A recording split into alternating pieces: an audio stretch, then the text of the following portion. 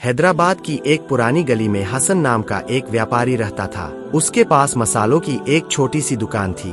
लोग कहते थे कि अगर हसन ने कहा कि यह मसाला शुद्ध है तो बिना चखे ही खरीद लो, क्योंकि वह कभी झूठ नहीं बोलता था। लेकिन सच यह था कि ईमानदारी के बावजूद हसन का व्यापार बहुत छोटा था। उसका परिवार, पत्नी सफीना, बेटा उमर और बेटी आयत मुश्किल से गुजारा करते थे। एक शाम घर में बैठकर सफीना ने कहा, सफीना, हसन, रोज रोज इतना कम मुनाफा, हमें बच्चों की पढ़ाई और खर्चे कैसे पूरे होंगे?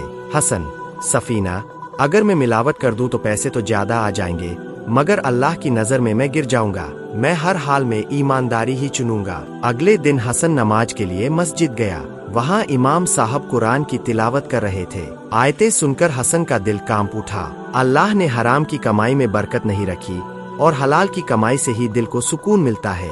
हसन ने वही दुआ की, ए अल्लाह, मेरे छोटे कारोबार में बरकत दे। दुकान पर वापसी के रास्ते में उसने देखा कि एक मुसाफिर यात्री धूप में बैठा हुआ प्यासे बेहाल है। कपड़े धूल से भरे हुए थे और चेहरा थका हुआ था। मुसाफिर, भाई, क्या तुम मुझे पानी और थोड़ा खाना दिला सकते हो? कई दिन से सफर कर रहा हूँ। हसन के पास दिन भर की बचत सिर्फ 50 रुपए थी, लेकिन उसने मुसाफिर को पास की दुकान से खाना और ठंडा पानी दिलाया और खुद खाली जेब लेकर घर चला गया। मुसाफिर ने जाते जाते हसन से कहा, भाई, मैं तेरी ईमानदारी और रहमदिली देख रहा हूँ। मैं दूर शहर का व्यापारी हूँ। अगर अल्लाह ने चाहा तो मैं तुझे ऐसा मौका दूंगा जिससे तेरा कारोबार चमक उठे। हसन को यह सुनकर हैरानी हुई, मगर उसने मुस्कुराकर कहा, जो अल्लाह की मर्जी। 2 हफ्ते बाद वही मुसाफिर वापस आया। इस बार वह बड़ी गाड़ी में मसाले खरीदने आया था। उसने कहा, हसन भाई, मैंने तुम्हारे बारे में अपने शहर में सबको बताया है। लोग कहते हैं कि हमें ईमानदार व्यापारी चाहिए। अब मैं अपने शहर के लिए हर महीने मसाले सिर्फ तुमसे ही खरीदूंगा। उसने हसन की दुकान से एक ही दिन में इतना माल खरीद लिया जितना हसन महीनों में नहीं बेच पाता था।